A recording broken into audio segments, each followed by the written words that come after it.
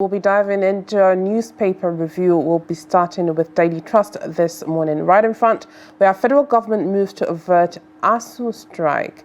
At the top left, we have police officer arrested as soldier shot dead in Bauchi. That's on page 21 of the Daily Trust newspaper.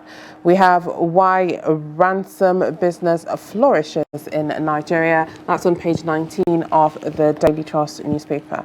Jonathan seeks new process for INEC. Chair emerges. That's on page 10 of the Daily Trust newspaper. At the bottom, we have kidnappers of Katsina couple demand 600 million naira ransom. That's on page 6 of the Daily Trust newspaper. Equatorial Guinea president's son convicted for selling a national plane. That's on page 25 of a Daily Trust newspaper. Mother, 3 children die in building collapse. That's on page 21 of the Daily Trust newspaper. Man allegedly beats wife to death for going to farm late. That's on page 17 of the Daily Trust newspaper. And a picture depiction is up there because State Governor Jakarta's convoy navigates the non-motorable road to the recently attacked Gidang Mantel village in Malamfashi local government area yesterday. That's all we have on the Daily Trust newspaper. Make sure you grab yourself a copy and stay informed. All right, we'll move ahead to The Guardian and the bolder headline, how warning funding legal aid keep 53,460 pre-trial inmates in jail. Alausa moves to resolve ASUU crisis as federal government meets union today. That's on page 3 of The Guardian. Tinubu justifies bitter appeals of reform louts citizens' patience. That's on page 3 of The Guardian newspaper. And then we have Ondo joins states banning graduation ceremonies in nursery, junior, secondary schools. That's on page 7 of The Guardian newspaper. And just below the bolder headline, Igbo leaders demand binding MOU for 2027 support as APGA backs tinubu. That's on page 6 of The Guardian newspaper. Tariff hike cuts 2.4 million of internet amid soaring data consumption. That's on page 4 of The Guardian newspaper. And then we have Falana Ezekwesili Sule task lawyers on social economic rights electoral act. That's on page 4 of The Guardian newspaper. And lastly, Ganduje faces fresh probe over alleged sale of public property. That's on page 29 of The Guardian newspaper. Do well to get yourself a copy to stay informed. All right, joining us to review some of the headlines of the pages of today's newspapers is Nasiru Lawal, the editor-in-chief of Dateline Nigeria newspapers. Thank you for joining us this morning. Good morning. Good morning. Good morning. All right, let's look at Daily Trust. Right in front, we have federal government moves to avert ASUU strike. We've seen, different universities, different, members of ASUU coming out to protest and warning against, a strike. So what is your take on that? Well, it's unfortunate that we are still talking about the ASUU problem, so to say. I think it's as old as since the return of the democracy in 1999. Obasanjo has had his own, share of it. Adua, Goodluck, Jonathan, up to the present administration. So I hope the present administration will be able to handle it, once and for all, because what ASUU is actually asking for is not something that is beyond the capacity of the federal government. I know some will say it's not only the federal government that is, involved in this, because we have state governments having their own universities. We also have private universities in the country.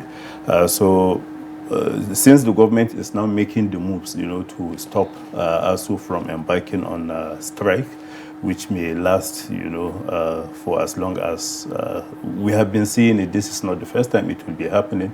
So I hope the government will, try as much as possible to see that, they handle this so that most of the young men and women that are now about to enter the university, will not start on this unfortunate ground. All right, I will be merging two headlines. We have why ransom business flourishes in Nigeria, and kidnappers of Katsina couple demand 600 million ransom. We have seen that, each time there's a kidnap case, ransom is being demanded, and these amounts are not just, small amounts, they're huge amounts. Please kindly share your thoughts on that.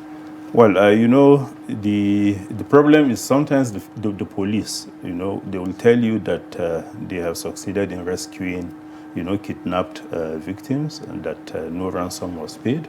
But if you talk to the family members of all these, victims, they will tell you that this the amount that we had to pay to secure the release of our, loved ones. But the problem is, there is hardly an industry in Nigeria, where you can get the same amount of money that kidnappers are actually getting. Just look at the Katsina story you're talking about, the couple. Already they're talking about, millions of 600 million. Where do they expect, the communities? I know some will say that these communities have shown some resilience. The fact that, this thing has been happening for years, and they still find a way, around it. Maybe sell their animals, the little that they have, to be able to come up with this amount. But the problem is, they will be using telephone numbers, to make phone calls to contact families of victims, and then somehow we can't even trace them. So you wonder what our security agencies are doing. Sometimes they spend 50, 60 days, in captivity before they are released. If you look at the kind of trauma, that people are subjected to while in the custody of all these non-state actors, honestly, it's something that the government should worry about, because, like I said, so many people will now be looking at the kidnapping industry as something that they hope to get into someday, because people are making a hell lot of money out of it. So if it continues, then we shouldn't blame the young men and women if they consider things like this to be something that they should get into.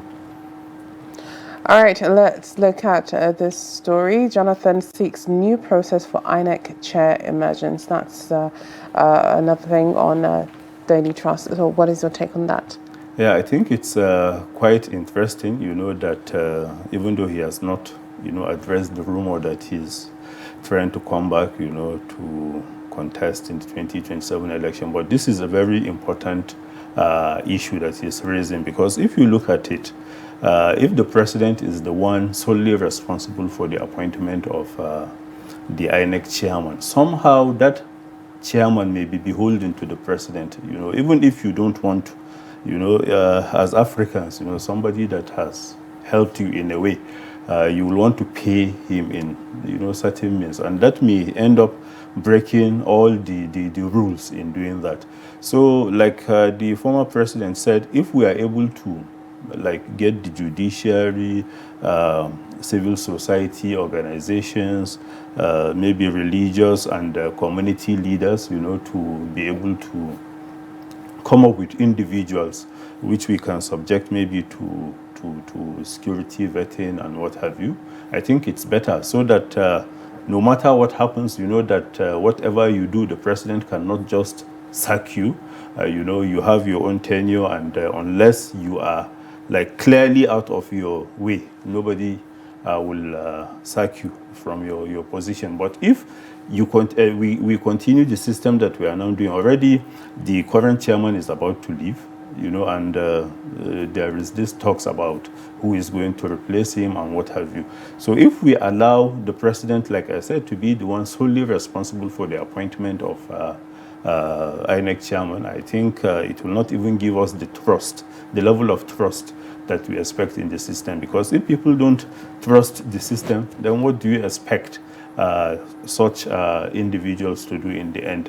You have professors, you have university teachers being part of the election now, and because we can't seem to do it, INEC cannot do it alone. We need the role of other individuals. So like I said, I think the president or the Nigerian government as a whole should consider what the former president is saying, so that we can see how we can get INEC to be truly independent, not just in name.